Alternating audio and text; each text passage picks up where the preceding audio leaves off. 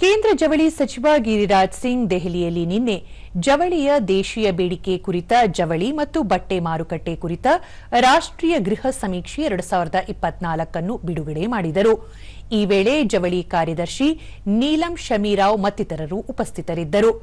ಸಮೀಕ್ಷೆಯಲ್ಲಿ ಗೃಹ ವಲಯದಲ್ಲಿ ಜವಳಿ ಮತ್ತು ಬಟ್ಟೆಗಳಿಗೆ ದೇಶೀಯ ಬೇಡಿಕೆಯನ್ನು ಅಂದಾಜಿಸಲಾಗಿದೆ. ಜವಳಿ ಸಚಿವಾಲಯ ನಡೆಸಿರುವ ಈ ಸಮೀಕ್ಷೆಯಂತೆ ಕಳೆದ 15 ವರ್ಷಗಳಲ್ಲಿ ದೇಶೀಯ ಜವಳಿ ವಲಯ ಉತ್ಕೃಷ್ಟ ಪ್ರಗತಿ ಸಾಧಿಸಿದೆ.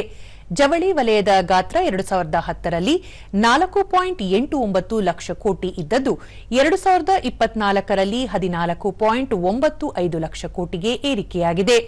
ಆ ಮೂಲಕ ವಾರ್ಷಿಕ ಶೇಕಡಾ 8.3ರಷ್ಟು ಪ್ರಗತಿ ಸಾಧಿಸಿದೆ. ದೇಶೀಯ ಮಾರುಕಟ್ಟೆ ಗಾತ್ರ 12.02 ಲಕ್ಷ ಕೋಟಿ ಎಂದು ಅಂದಾಜಿಸಲಾಗಿದೆ ಹಾಗೂ ತಲಾವಾರು ಬೇಡಿಕೆ 6066 ಎಂದು ಅಂದಾಜಿಸಲಾಗಿದೆ.